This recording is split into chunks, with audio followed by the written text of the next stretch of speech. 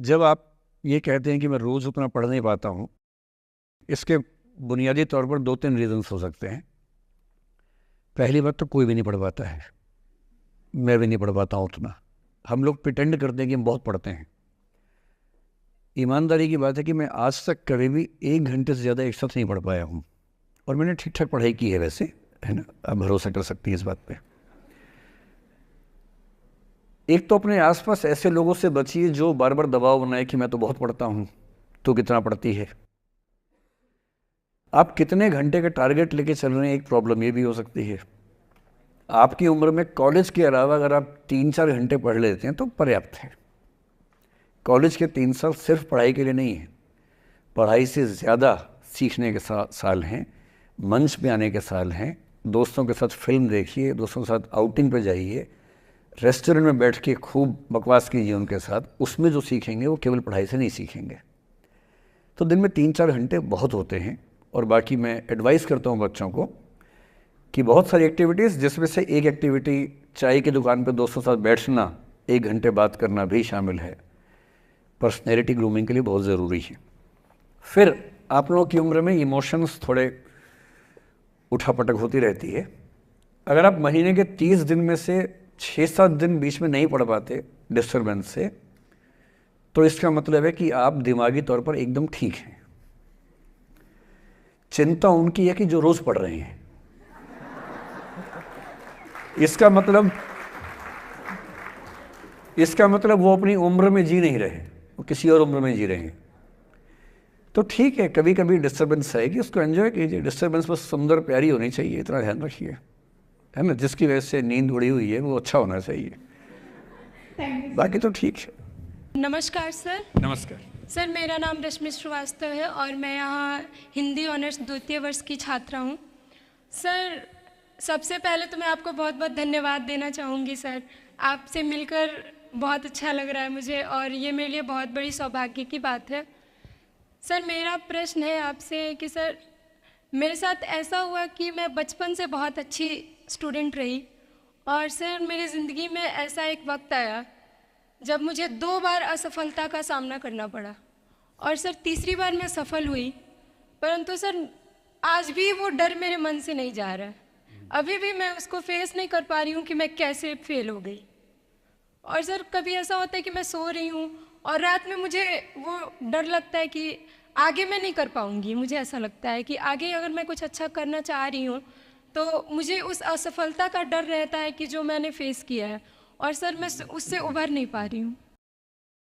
मतलब मेरे ख्याल से ये असफलता आपसे ज़्यादा आपके माहौल की, आपके पेरेंट्स, आपके टीचर्स की है कि उन्होंने आपको, मतलब कुछ बच्चे अपने आप से इतनी उम्मीद पाल लेते हैं कि फेलियर झेल नहीं पाते। आप वैसे बच्चों में हैं।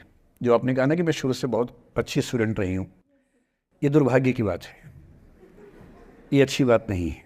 मैं नहीं चाहता कि बच्चे अच्छे स्टूडेंट बने। अच्छे स्टूडेंट का मतलब जो बहुत पढ़ाकू किस्म के होते हैं, सीधे स्कूल से घर, घर से स्कूल, घर में घुसते ही होमवर्क करना शुरू किया, वैसे बच्चे ज़िंदगी में बड़े परेशान रहते हैं। बच्चों को होना चाहिए छटा हुआ टाइप का, शरारती, बदमाश, मतलब काम भी करें स्कूल का, लेकिन बेसिकली आपको स्मार्ट होना है, कॉन्फिडेंट होना है। पढ़ाकू होने से ज़िंदगी बहुत अच्छी नहीं चलती है।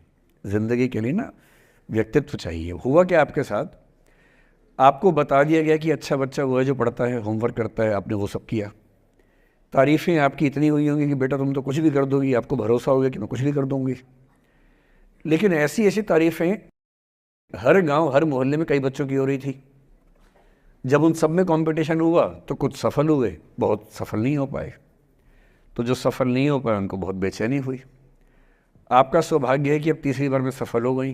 कई ऐसे लोग हैं जो कभी सफल नहीं हुए ज़िंदगी में, उनको भी तो जीना है। तो मैं एक ही बात कहूँगा, अपने आप से उम्मीदें कम कर लीजिए। और ये आसान नहीं होता है।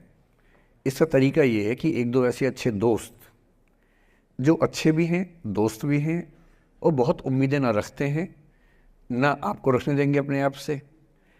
डायरी लिखने से लेकर कुछ अच्छे उपन्यास पढ़ना, अच्छी फिल्में देखना, जो आपको सहज होना सिखाएं, न कि महान होना सिखाएं। महानता से बड़ा कोई रोग नहीं है, इस चक्कर में नहीं पड़ना है। सामान्य होना है। असली जद्दोजहद सामान्य होने की है, महान होने की नहीं है। सहज होना है। तो अपने आप से क्या कहना, रोज़ कहना है कोशिश पूरी करूँगी, सफलता मिल गई तो बढ़िया, नहीं तो क्यों डरे, ज़िंदगी में क्या होगा, कुछ ना होगा तो तजुर्बा होगा, और भाड़ में जाए सीधी सी बात। नमस्ते सर। सर मेरा क्वेश्चन थोड़ा सा इनसे अलग है। सर जैसे आपने कहा कि लेट गो करना चाहिए, लेकिन क्या करना चाहिए? लेट गो हाँ, करना let- चाहिए। हमने भी ये चीज़ सुनी है कि जिसके नसीब में जो लिखा होता है एक दिन उसे वो मिलता ही है, तो उसके लिए हमें परिश्रम करना चाहिए।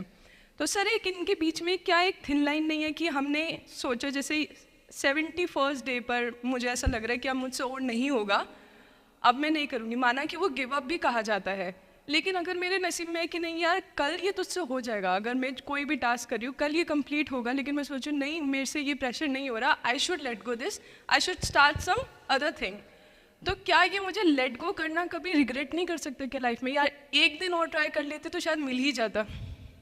देखिए, जो नसीब का मामला है, मेरे ख्याल से आपकी उम्र में नसीब को नहीं मानना चाहिए। दुनिया में किसी को नहीं पता कि नसीब है या नहीं, और है तो कितना है। सब तुक्का लगा रहे हैं, मैं भी तुक्का लगा रहा हूँ, ठीक। जो हार जाता है ना, उसको तसल्ली देना बहुत ज़रूरी है, वरना वो जी नहीं पाएगा। और पराजित व्यक्ति को तसल्ली देने के लिए सबसे अच्छा शब्द है नसीब, भाग्य, नियति, बहुत ज़रूरी है। और इसलिए एक उम्र के बाद गीता का सार पढ़ना बहुत ज़रूरी है। समझना पड़ता है कि सब कुछ हमारे हाथ में नहीं होता है, सच में नहीं होता है, पर इसका मतलब ये भी नहीं है कि सब कुछ किसी और के हाथ में होता है। अगर ऐसा होता तो बिना मेहनत करने वाले आईएएस बन जाते या कुछ भी बन जाते।